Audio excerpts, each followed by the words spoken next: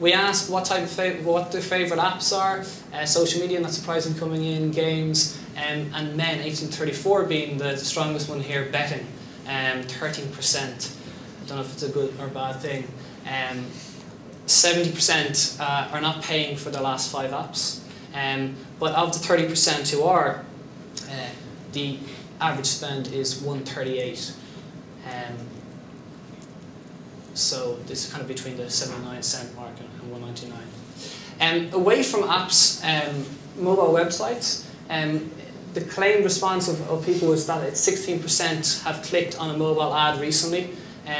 Good news for website owners. And the websites that are most popular in the last 3 months, our friends at RTE would be pleased to see that RTE coming out the strongest. This is for all mobile owners, but when you look at smartphone owners, it increases again, not surprisingly, as they're using their mobile, and also RTE's mobile app coming out quite strong there as well, so well done to the RTE guys.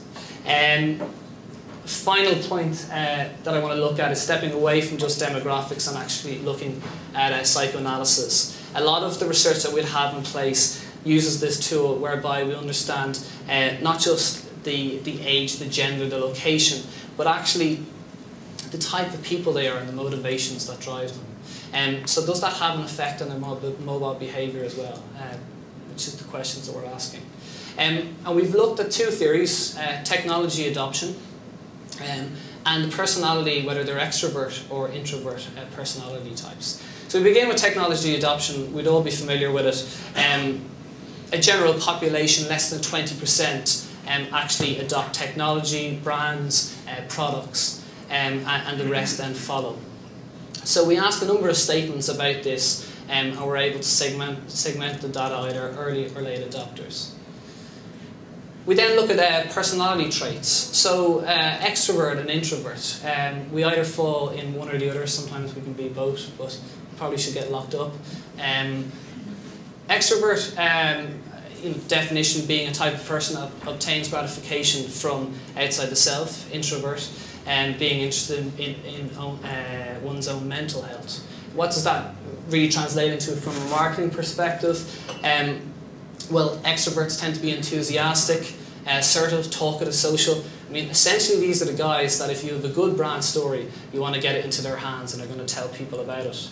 Introverts, on the other hand, tend to do things for themselves, more considered. They're not necessarily shy or quiet, but they're reserved, and they mainly do things for themselves rather than others. So we asked them again a number of statements, and we're able to then plot the respondents on 4 different quadrants. So the top left being the extrovert early adopters, the right being extrovert late, and so forth. When we look at the respondents and where they fit into, the majority of us are late introverts. So that is, they mightn't have actually gotten an iPhone first. They tend to do things for themselves. They might read other people's Facebook rather than updating their status, like Kieran, every 5 minutes. But the minority of people, like any other general population, around 23% are early adopters. And the minority of people are also extroverts. And so I want to draw our attention to the 9%, the 1 in 10 of the Irish population of mobile phone users who are extrovert early adopters. Now Kieran's spoken about social media and the importance of how to distribute the message and having the correct message. But understanding this segment is really important for us. If we can tap into the extrovert early adopters, we can give them a brand message, a new product development, a new campaign, a new concept. And if it's a positive story to them, if it's relevant to them, they're going to be the first to actually go out and tell their peers about it. So we would use this model when we look at different demographics and different segments and really begin to understand their behaviour, but also their media consumption and how we can distribute the message to them first. So let's take a look at their mobile usage. And not much difference when it comes to calling across the day. All segments are pretty much in line with each other, but what's proving is that extroverts are coming out the strongest. They like to talk, it's no big surprise. But interestingly, the margin between extroverts and introverts, the margin increases when it comes to texting. So there's a nice insight into that, people have become familiar with text communication, not only through traditional texting but also social networks, tweeting, Facebook, and that margin increases for extroverts. Social networking, again, it's not necessarily about being an extrovert or introvert because they're both there in green and blue at the top, but it's actually about early adoption. So those who have adopted before anyone else tend to use social networks more throughout the day. Searching online, the early introverts in the blue are consistent throughout the day. They're searching for different information, but it's for themselves. When the extrovert early adopters get home in the evening, they go out and they hunt for information because they want that information to share with others. They want to be on the cutting edge and actually to share this with others. And similarly enough, with seeking information and news, so the difference being, sport, music, entertainment. Again, they get home in the evening and they want to have that social currency available to share with others.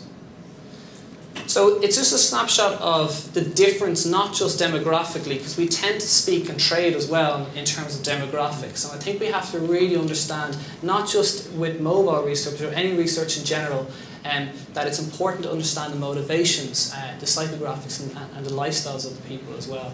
And the majority of people are introvert late adopters. So in terms of digital consumption, there's good news for us in Ireland that there will be these late adopters, the laggards, the builds, will actually be getting on board over the next couple of years. So the key research insights, findings that we have, 4 different points. It's not just about the iPhone. I think there's a lot of talk about the iPhone. Steve Jobs and the gang have done a great job of marketing this worldwide. But about 1 in 10 of us, at least outside of this room, have iPhones. We also have to consider a lot of other platforms, both the Android and Symbian or Nokia's platform, and we have to understand different phones. And sometimes it's not just about apps. Sometimes we actually have to consider more simpler services. So TextBack, we know TextBack works very well for other people. We've mentioned QR codes, we've tested ourselves as an agency. It's still quite small, but it will take off as people become smarter. And even call to actions for searching. So on a TV campaign or a radio campaign, we know that 20% of 18 to 34-year-old men are searching in the evening. 1 in 5 will want to search for your brand. If you give them a strong keyword to search, they are going to do it. The second point I want to make is that we've moved the phone from function to entertainment or informative. It's no longer just about calling and communicating with people, but it's now about entertainment, and quite often there's a huge willingness for that entertainment to be branded, or as mentioned earlier, utility, where it's playing a service.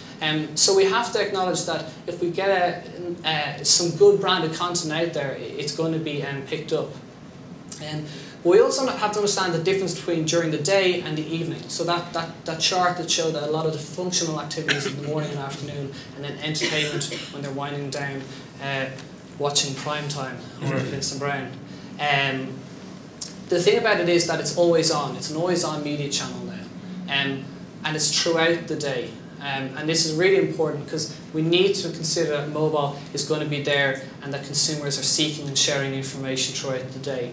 We know from our own campaigns that the response rate at the moment is quite strong in comparison to traditional desktop. It's 1 to 2% click-through rates. So there's a hunger and an appetite from consumers to actually engage with this. But the final point that I would like to make, and it's been echoed around the room today already, is that mobile, like all digital, has to be integrated with all media. What we're seeing is that mobile is acting in the same way as traditional media. We see the peak in the morning with radio listenership. We see the peak in the evening with video, the same way we have with TV. And it's important that we understand what the trigger is, how people are actually considering to use their mobile, seeking out information, or sharing with others. So dual consumption is happening now in Ireland, and it's happening because it's facilitated by the mobile. So it's important as well that the attention spans on mobile and on TV or radio are all dwindling a little bit, and it's important that the brand story is across all different platforms. So if the key takeout from anything today is about integration with mobile and all media. So thank you very much.